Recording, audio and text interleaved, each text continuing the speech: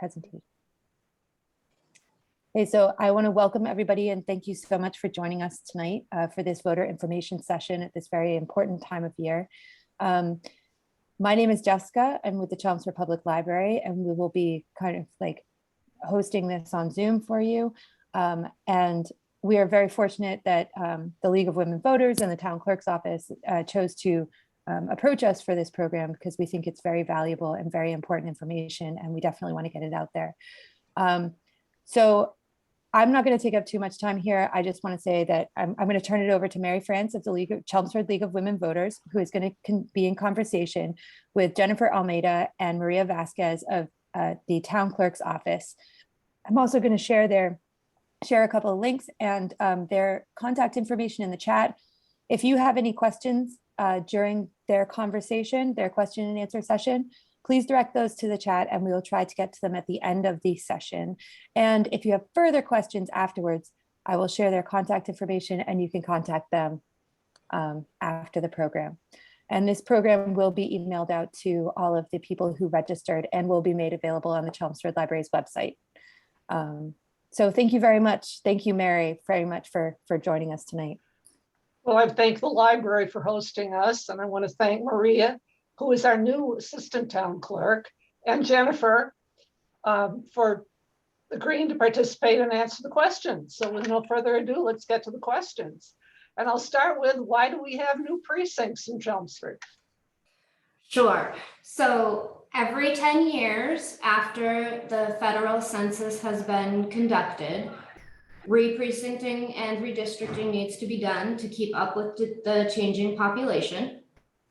And there are things to take into consideration when those changes happen.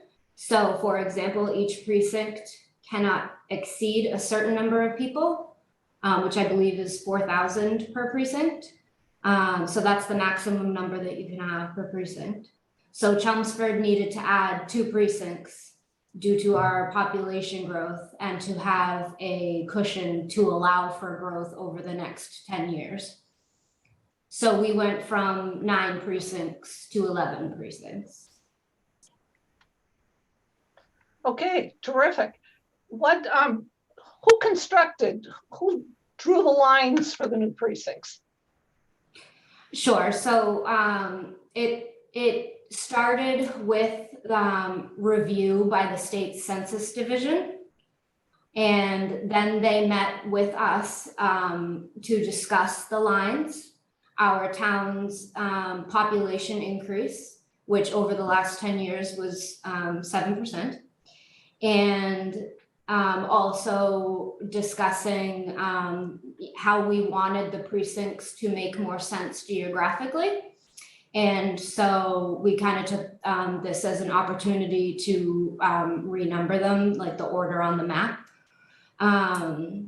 So we submitted proposed lines for the state to review. They had something called the Special Joint Committee on Legislative Redistricting. And so after that, they then proposed to us, based on what they reviewed, they proposed to us 2 different models. So one was a 10 precinct model and one was an 11 precinct model. So we chose the 11 precinct model for a couple of reasons. And for example, this model allowed us to minimize the number of possibility of split precincts to allow for growth over the next 10 years. And also to keep the number of town meeting reps below 180 because we can't go over 180. And the new order, using the 11 precinct model geographically, it just made more sense. Okay, you brought up a couple of things that I know I have questions about. And I'll point out, we have the precinct map in the background behind Maria. Yep. And you talked about split precincts. And I've noticed on the map, that there are sections A, B. I think there's one of the precincts it says in C also. What are the split precincts? What's that all about?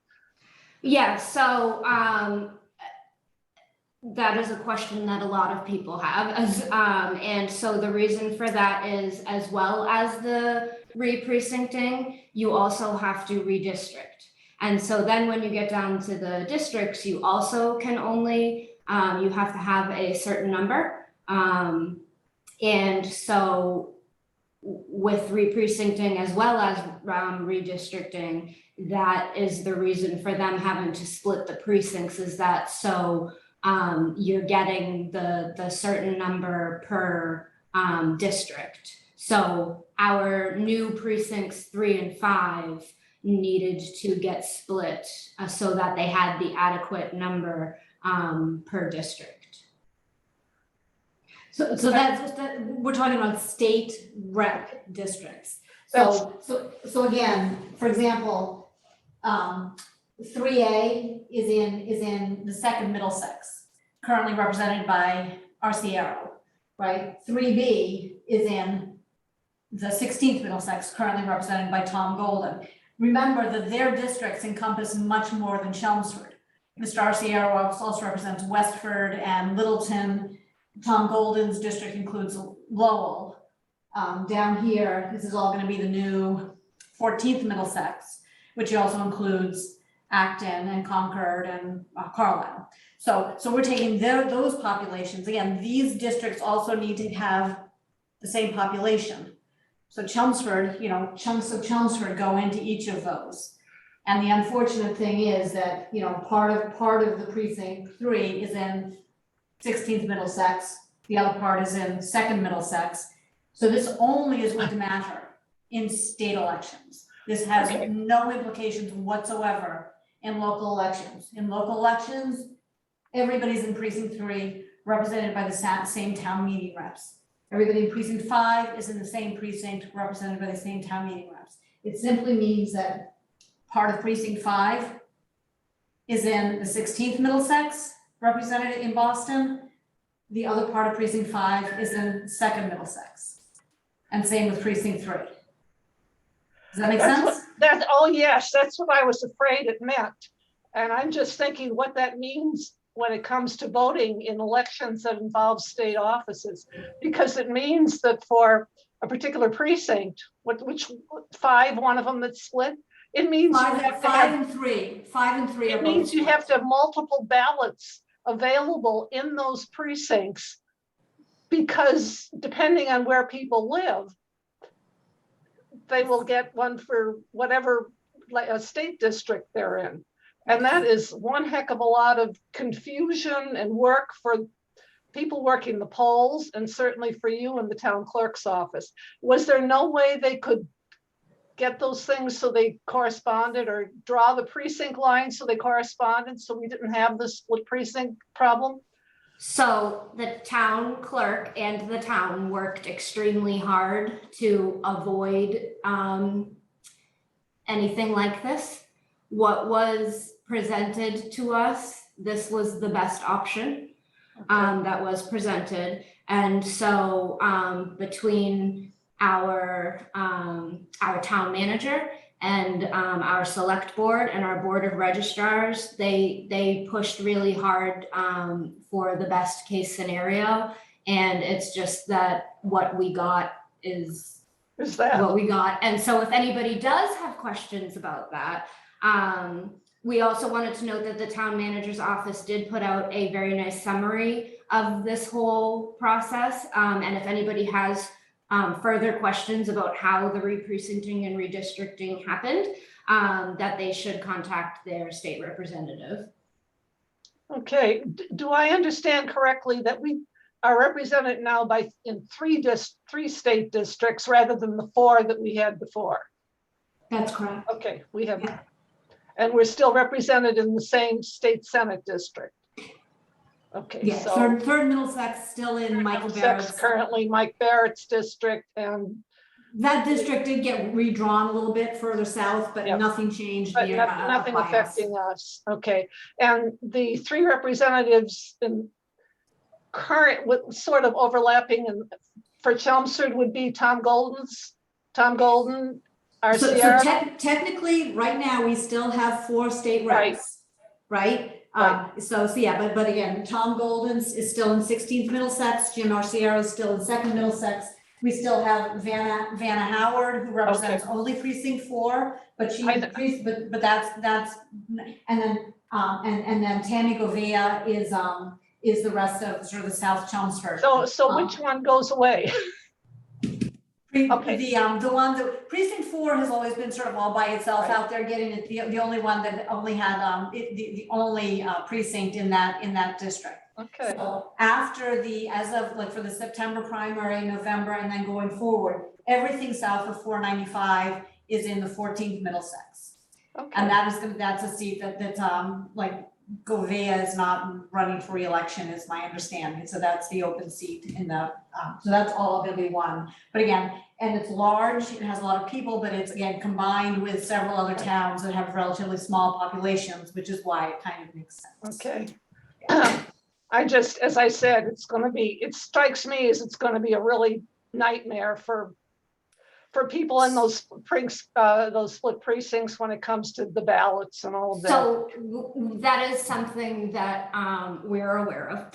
And we already are used to multiple ballots, particularly in state elections, primaries to be more specific, because you're voting in, because you've got different parties, right? It's not just one ballot. So we're already used to multiple ballots. So we have that on our side, and we have excellent poll workers.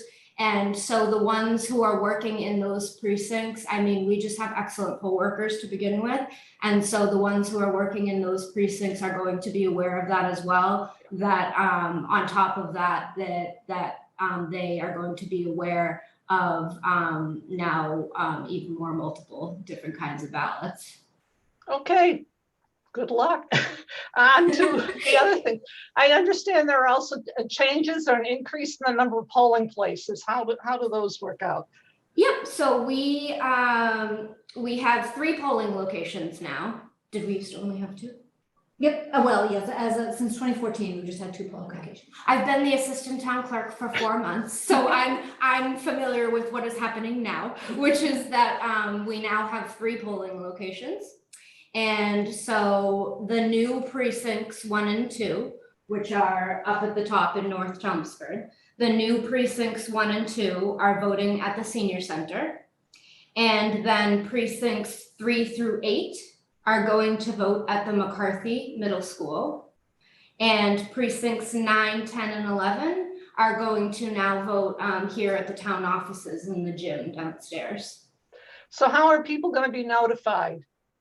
Sure. So the town clerk is really good at keeping our website up to date.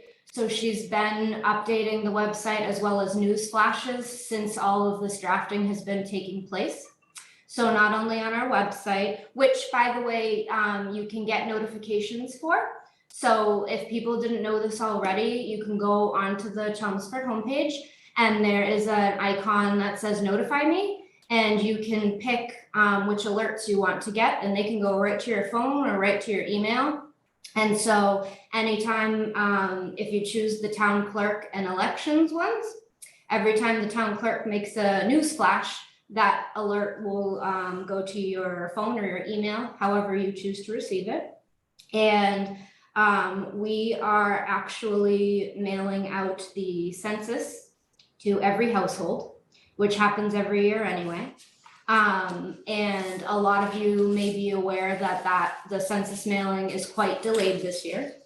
And that is because we had to wait for the state to update our database with all of the new precincts and polling locations. And so we didn't want to send out forms with information that wasn't going to be correct in another month or 2. So we, as soon as the state updated our database with the new precincts, is when we sent the census to print, and that is getting mailed this week to every household. So the census form, which Jennifer has here, is going to say your new precinct right in the top right corner, as well as big and bold on the other page, that you are now in this new precinct and then you can check the key to see what your polling location is.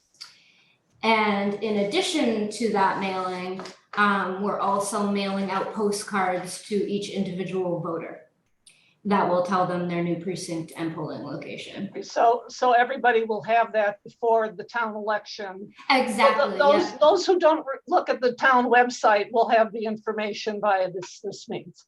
Terrific.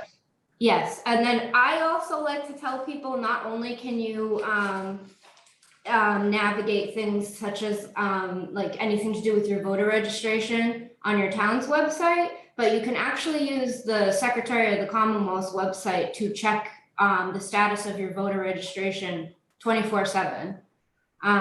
So not only chelmsfordma.gov, but you can utilize the state's website, which is sec.state.ma.us. And right on the homepage, the very first block on the Secretary's homepage is elections and voting. I believe it's red. And when you get into their elections page, there are all different boxes and features that you can use. And one of those features, I believe it's titled, "Am I registered to vote?" And that tells you if you are registered to vote, where you're currently registered to vote, and what your precinct is and what your polling location is. The only piece of that feature that might not be quite up to date yet is the district updates of your state rep, like who it's going to be. Terrific. So now we know we're in a new precinct. We know our new voting location. What does all this mean for town meeting reps and for the election of town meeting reps? Yeah, so with the addition of 2 new precincts, Chelmsford went from 162 town meeting reps to 165. And so every seat is up for election, which is 15 town meeting rep seats per precinct. So each voter's ballot, which the sample ballots are on the town's website. So each voter's ballot is going to have the town-wide positions and then their precinct town meeting reps to choose. Okay, so as a town meeting rep, I know that I was able to just run again in my new precinct, whatever number it was, and all the current ones. But I've noticed that in only 3 precincts do we have enough candidates to fill 15 seats. What happens if there are not enough? Clearly, anybody who wants to be a town meeting rep can still work a write-in campaign and get elected. How many votes are required to be elected via a write-in campaign? Sure. So anyone not printed on the ballot can write a name in. And as long as it meets 15, then it just meets the 15. But if in the event that there are more write-ins than the allotted seats, then the town meeting reps would just vote to appoint in that scenario. And similarly, if we cannot fill the empty seats with the write-ins that we have, then those seats would be appointed by the town meeting reps. And there is no minimum, I mean, you can win a town meeting seat with 1 vote. Yeah. I mean, if they're, so, and the one thing we sort of ask if people are interested in being write-in candidates for town meeting or for any other race, you don't have to, but it's very helpful for us if you contact the clerk's office so that as we're going through the people who have been written in, we know who you are, we know how to reach you in the event that you win a seat. If we don't know how to get in touch with you, it's very difficult for us. So again, if people are interested in being considered as write-in candidates and they're sort of letting their friends and neighbors know that they are throwing their names into the hat, it would be very helpful if they would just let us know. So when we see their name on the ballot, we know how to get in touch with them. Okay, great. And I would just note that precincts 2, 3, and 11 have enough candidates to fill all the seats. But in every other precinct, there's some of them as many as 7 seats available that you could get via write-in campaign. So anybody out there who's still thinking about it, here's your chance without having to traipse around and get 25 signatures to get on the ballot. And I would also note that we also have spaces on planning board and the housing authority. There's only one candidate running for 2 seats on the planning board and nobody running for the seat on the housing authority. So I'm sure these can be filled also with write-in votes. Yeah. Not the best way to do it, but certainly to get it filled. And it would be good to have 165 elected town meeting reps. Okay, let me see. Relative to town meeting reps, there are a number of ballot questions I noticed on the ballot this year.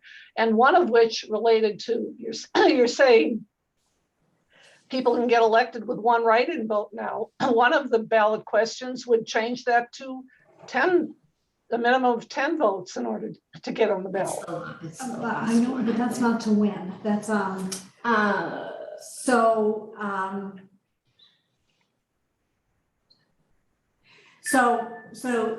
I know this gets a little confusing. So you still, even if this question passes, you will still be able to win with 1 vote on the ballot. The significance of question 4 is that in the event of a vacancy, let's say that you're a town meeting rep and you move out of town. So that creates a vacancy. This is the people who sort of go on the list of people who are eligible to fill a vacancy. You can still win a town meeting rep seat, or if you get the most votes, and that is 1 vote, this ballot question does not change this. Okay. The ballot question number 4 only deals with filling vacancies that occur during the term of a town meeting rep's incumbency. So it's not getting on the ballot initially, it's who's eligible to fill a vacancy. Okay, so the list for filling vacancies would be made up of only people who had at least 10 votes. Yes. Along the way. Okay. Yes. Okay. Obviously, that's helpful to be clarifying because I didn't know what it meant. Okay, it's not, and it's really kind of in the weeds, and so, but yeah, I'm glad you actually asked that question because yeah, you absolutely, if you get the most votes and that number of votes is 1, you win, okay, regardless of this ballot question. Okay, I'm looking at my questions. What else did I have? We've talked about the new precincts and how they are aligned or not aligned with our state representative districts. So. So now we know who we're voting for. Let's talk about voting. Are the COVID rules still in effect?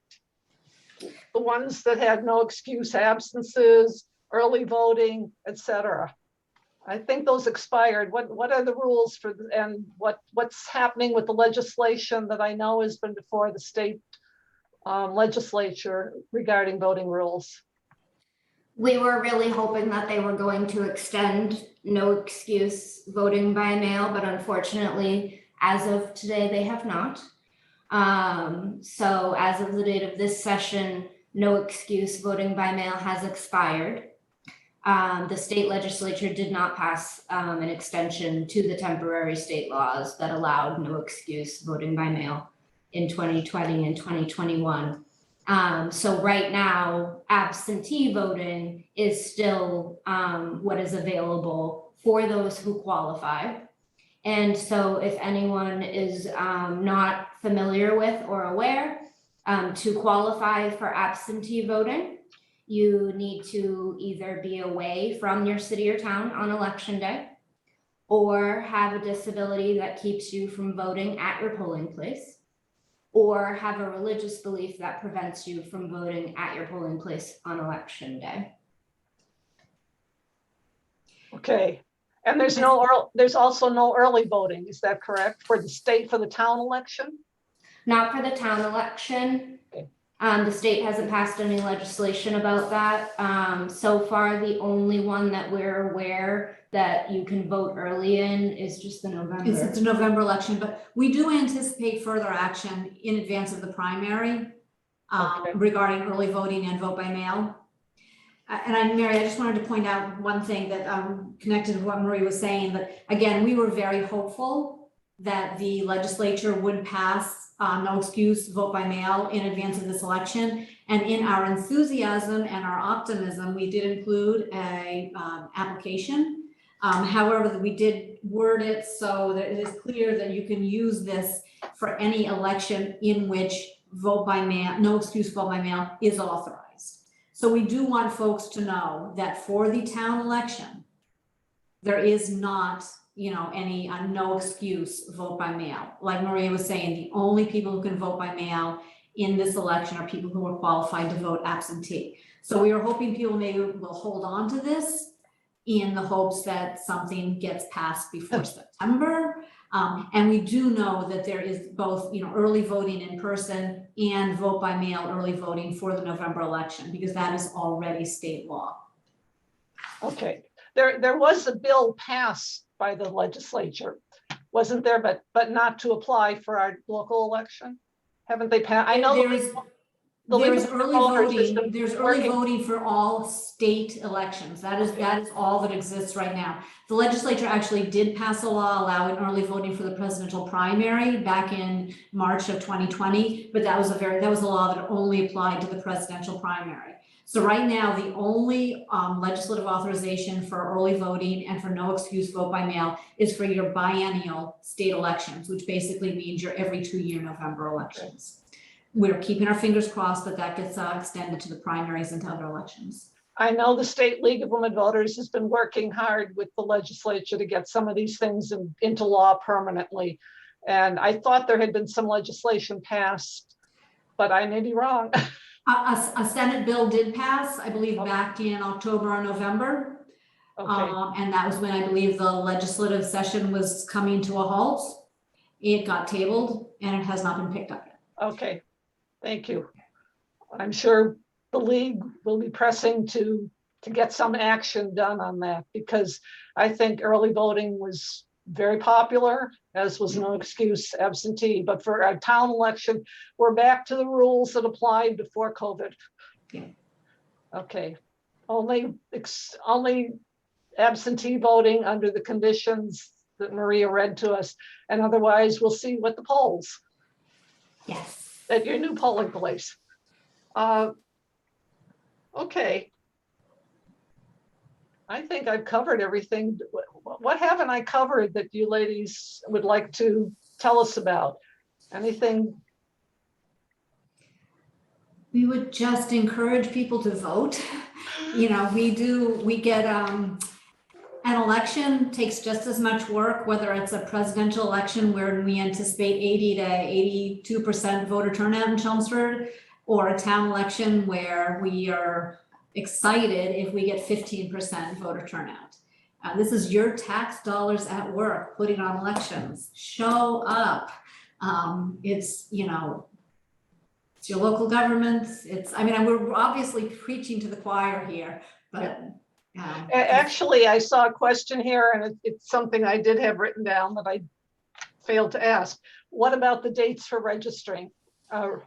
Such a good registering and for requesting absentee ballots.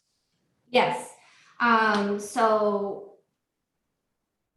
town election, April 5th, 2022. Polls are always open on election day, 7 a.m. to 8 p.m. And then just to reiterate, if anyone has questions about where they vote, they can utilize the town website or the state's website. The deadline to register to vote for any election is always 20 days before an election. And that, of course, is if you're not already registered to vote.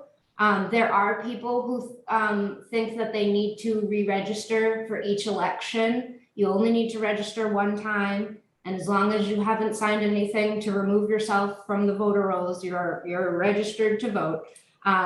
Responding to the census keeps you active. So respond to your town census.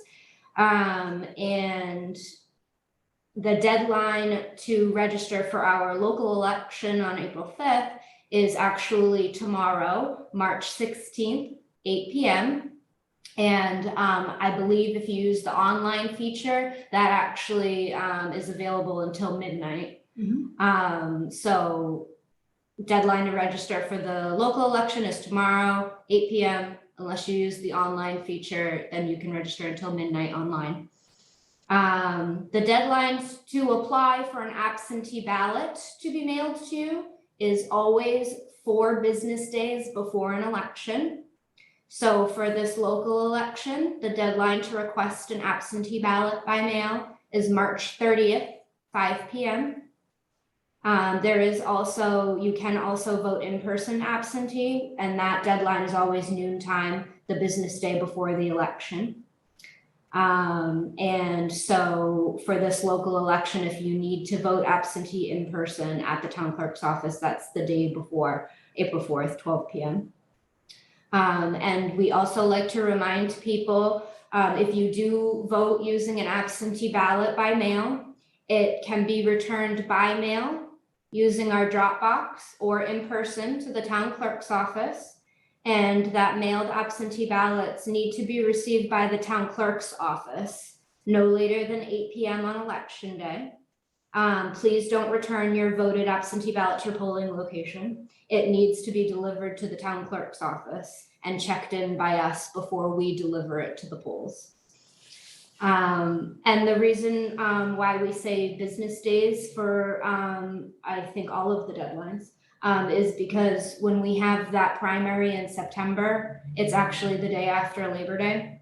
So any deadline calculations are not including that holiday before the election. But those are all dates that we will also post on the website when it comes closer to that time. So the important date at this point is, first of all, maybe we haven't said it yet. Election day in Chelmsford is April 5th, Tuesday, April 5th. The last day to register to vote in the local election is tomorrow. And the last day to request an absentee ballot for the local election is March 30th. Yes. Is that correct? Yep. We need to receive it by 5 p.m. March 30th. The request for absentee ballot. The request for an absentee Okay. ballot, yeah. Okay. And there are forms you can use to apply for absentee ballots, but you do not have to use the form. Any written request with your signature will suffice as long as it is clear that you're requesting a ballot and you're telling us who you are and where you want us to mail the ballot. So any written request signed will suffice. I saw in chat, we had a question about the ballot questions, and I know there are 4. There are 4 questions. 3 of them have to do with small things, changing the charter around town meeting reps, election of town meeting reps. I can't remember, what's the first ballot question? Sure. So the first question on the ballot, the back of the ballot, so you need to vote both sides. Questions are on the back. The first question is to amend the town charter, section 3-11, to provide that the 4th member of the housing authority shall be a town-appointed tenant board member in accordance with the provisions of Chapter 121B of the Mass General Laws. Okay, and then the other ones have to do with election of town meeting reps, or who can be appointed town meeting rep based on the votes they receive. Question 2, yeah, is to amend the charter section, which is to provide that only elected town meeting members may seek re-election within their current precincts by notifying the town clerk's office of the intent to do so by using the appropriate forms supplied by the town clerk. Okay, can you, Jennifer, you look like you want to explain that. It is my understanding that this is to clarify and to distinguish between elected town meeting reps who are elected by their precinct, as opposed to appointed town meeting reps who get their seat. Again, let's say we don't fill all 15 seats for any given precinct. Then prior to town meeting, the town meeting reps from that precinct will vote to fill those seats. Okay. Those people who fill those seats are not elected town meeting reps. They are appointed. They are not considered candidates for re-election. In the event that they decide to run for a 3-year term following the expiration of their term, they will be going out to collect signatures again. You know, they are not considered incumbents. I mean, they are considered elected incumbents. They are appointed to that position. So this makes clear who it is who's entitled to indicate their desire to run for re-election simply by returning an intent letter. And the third question, we talked about the last one. The third one is to amend the town charter section 2-4 to provide that in the event of a tie vote in the office of town meeting member, the town clerk shall, within 7 days of the election, notify elected town meeting members of that precinct of the vacancy, and under the supervision of the town clerk, any such ties shall be broken by ballots cast by the elected town meeting members participating. okay. And if I remember the discussion at town meeting with regard to that, it had to do a lot with a bunch of people get one vote, one write-in vote, and you need one more town meeting member, and you have 3 people with 1 vote. So it's a way of breaking the tie, that tie, and selecting someone. Is that correct? I think that's what it is. Okay. Yeah, I'm sorry? It is that. I really don't know. I'm going to be honest. I think Yeah. that's, I remember we just, because these all have been approved by town meeting to be put on the ballot, and I think that was the discussion. Okay. And another one related to the charter. Will we have to amend the charter? The charter talks about 9 precincts and 162 reps. Are we going to have to amend the charter with these changes in the number of precincts and the number of reps? Good question. So the answer is no. The charter is written as the calculation, which is that no more than 180 reps total, and that the number must be divisible by 3. Okay. So our new 165 Okay. qualifies under what our charter says. I guess I didn't have a good reading on the charter. Good. I wondered, you mentioned that 180 before, and I wondered where that came from. Okay. So we're good to go with changes in the number of precincts and changes in the number of town meeting reps. Right. To be divisible by the number, or a multiple of the number of precincts. Okay. Anything else? Are there any other questions out there? I'm just going to, so Maria did make the point that you don't have to re-register for every election. The one thing we really want to encourage people to do is if you have moved, you re-register at your new address. If your name has changed, you re-register under your new name. Those things do not happen automatically. We have, obviously we have automatic voter registration. So when you go to the registry of motor vehicles and you change the address for your driver's license, you're going to show up in our queue to change your voter registration address. But you need to take some action to change your address with your voter registration or to change your name with the voter registration. So again, if there are any people out there for whom that is an issue, then make sure to go onto the Secretary of State's website, see where you're currently registered. If you're not registered at the right place, make sure to fix that before midnight tomorrow on the Secretary of State's website. Or in our office. We'll actually be in the office until 8 p.m. tomorrow to accept in-person voter registrations or in-person changes. So. Okay, that's good to know. And I guess you mentioned it, but I will reinforce too. When you get that census form, be sure you fill it out, because having worked the polls and people come in and say, why am I not on the list? Why am I inactive? And the reason in a lot of those cases is they haven't filled out the census form. Yeah. And Exactly. so it's just such an easy thing to do, to fill it out, put it in the mail, and keep your registration active. Okay. Anything else? Anybody else have questions? If not, I'm going to thank Maria and Jennifer for a very informative evening, and encourage everyone to vote. And along that line, I want to announce that the League of Women Voters of Chelmsford will be hosting their annual candidates forum on Thursday, March 24th. That's next week, Thursday night. We'll be at the McCarthy School Auditorium beginning at 7 p.m. And Chelmsford Telemedia will be televising. It will be live. It will be televised live, but you're welcome to join us at McCarthy for as long as, since the COVID rules have loosened up and we can gather in one place, and it's a pretty big venue to do this in. We'd be happy to have people come and join us for our candidates night, March 24th, 7 p.m. And if Jessica's still there, I think we've covered everything. I am Thank you, still Mary. here. I'm Thanks for sorry. I'm having just me. trying. No, sorry. I am still here. I'm just trying to share your website. But yes, thank you very much, everyone. Thank you very much to Jennifer and Maria and to Mary. This was a wonderful, very informative. We've got some comments in the chat saying how informative this was and how helpful this was. I have shared a bunch of links in the chat as you were watching, as you were talking. I'm going to save those, and this recording will go out to everybody tomorrow with all of those links so that they can contact you further if they have questions. Can I just have a couple more, and a couple of my league members have chimed in, chatted in with,